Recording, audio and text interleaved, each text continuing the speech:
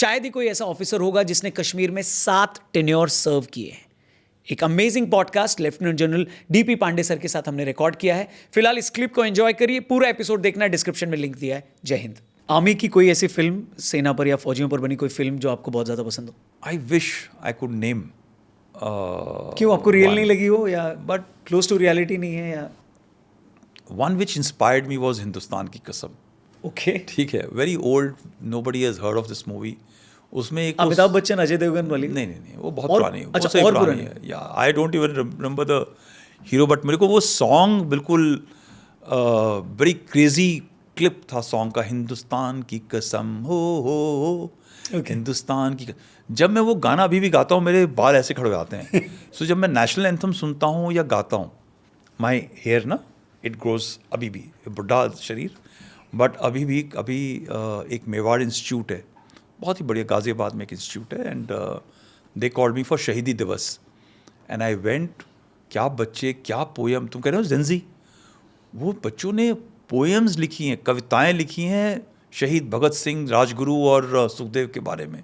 That is Gen Z, that is where our future of our country is going to come from, and वो national anthem हो रहा है। तो ये मेरे तो स्पाइन में भी आता, that song always raises my hair on my spine, you know, on my neck. तो अगर वो कभी आप वॉच करो उस गाने को, बड़ा अच्छा है वो। there's a strafing which happens and thereafter this chap is sitting in the fighter pilot and in the aircraft, और वो जा रहा है दुश्मन के इलाके में, और उसकी जो वाइफ है या उसकी जो हीरोइन है वो she is a agent in Pakistan and she's singing and it's a very beautiful clip. Otherwise a movie called Border comes a slightly more closer to my mind, which is slightly exciting, but somewhere I feel कि हमारे जो Indian movie बनाने वाले लोग हैं वो बहुत sad, रोने वाले गाने बनाते हैं। They need to make the real movie about our soldiers which is of they love to fight, they are great fighters. The movie should be, the song में should be of aggressive clip. आपने कभी American movies में देखा रोता हुआ sad song चल रहा है पीछे? There all clips are so proud, they are so. यहाँ पे वो चिट्ठी आती जा रही है, बेचारे रो रहे हैं तो सबके आंसू आने लग जाते हैं। आई इनफैक्ट मैं जब कोर कमांडर था, I spoke to I don't want to take name, to top song music composers of Bollywood. उनको मैंने बोला, कहते हैं आप जनरल साहब जो बात कह रहे हैं सही कह रहे हैं, but I think they were looking at money और समथिंग। मैं कहा पैसे नहीं है मेरे पास, आइडिया बहुत है, आप ये गाने थोड़ा से यार अच्छे से बनाओ, कोई तो देशभक्ति से आप ओत प्रोत हो जाए। तो आपके पास चिट्ठी आती थी तो आप रोते थे? नहीं कभी? नहीं यार, what nonsense, why should I cry?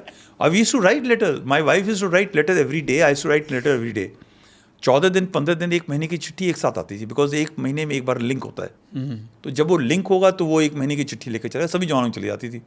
और एक वो सेंसर का होता था, वो बीच में ना वो चिट्ठियाँ खोल के पढ़ते थे, लाइक पुराने ज़माने में सेंसर होता था, तो आने वाली चिट्ठियाँ नहीं पढ़ी जाती थी, जाने वाली सारी पढ़ी जाती थी कि आप कहीं उसमें कोई खुफिया चीज़ तो नहीं लिख रहे। अच्छा। हाँ, पुराने ज़माने में ऐसे होता था, and rightly so, because you know इन फिर तो आप सब कुछ लिख भी नहीं सकते उसमें? आप लिख नहीं सकते। अरे कई किस्से, मतलब उसमें तो प्यार की बातें भी नहीं लिख सकते आप? हाँ, you can't write, so it has to be a very formal letter, so you know you can't write frankly. तो संदेशे आते हैं, हमें तड़पाते हैं, ऐसा नहीं है? यार everybody wants to go on leave, right? Who doesn't want to? यार आप 6 महीने क्या आते हैं, आप इतने दिन रह रहे हो अपने माँ बाप से अलग, अपनी वाइफ से अलग या अपनी गर्लफ्रेंड से अलग रह रहे हो, आपका दिल तो करता है छुट्टी जाने का, why not, right? And the calls come. अब तो खैर मोबाइल हो गया है, so you can talk to them. पुराने ज़माने में तो वो भी नहीं था। So yes, when the letter used to come, everybody used to wait for that letter to come. कई पोस्टें ऐसी होती थी जहाँ पे वो लेटर नहीं पहुँचता था, तो बटालियन हेडक्वार्टर के अंदर वो पोस्ट को, ऑफिसर्स को, उनका जो ऑफिसर है नीचे बैठा हुआ है वो पोस्ट पढ़ के सुना रहा है, and there are jokes on it, you know, वो पढ़ रहा है उसमें।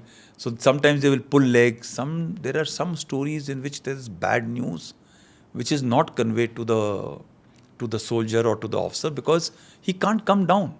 आप उसको बता दो कि आपके घर में ये प्रॉब्लम है, वो आप पढ़ रहे हो, वो क्या कर सकते हो? आप आ नहीं सकते। You are sitting on in glacier, weather is packed up, helicopter नहीं जा सकता, आप पैदल नहीं आ सकते, और आपने चिट्ठी में पढ़ के बता दिया कि आपके परिवार में ये प्रॉब्लम हो रखी है। So you can't. So most of the time the families used to be very strong. They never shared bad news. Wow. Right? पुराने ज़माने में. आज तो दुनिया कूद के बता देती है. So that is why you said ना, family is very important to keep the balance. So चिट्ठियाँ आती थी हम लोग खोल के, और my wife used to write serial number, date. तो एक जो लेटेस्ट पढ़ लेता था मैं, और फिर बैकवर्ड शुरू करता था, ताकि और you know then you knew कि एक महीने तक नहीं आएगी, तो एक दिन में एक पढ़ी, दो पढ़ी, तीन पढ़ी. Content generally we knew what will be there, right? So there are exciting lives.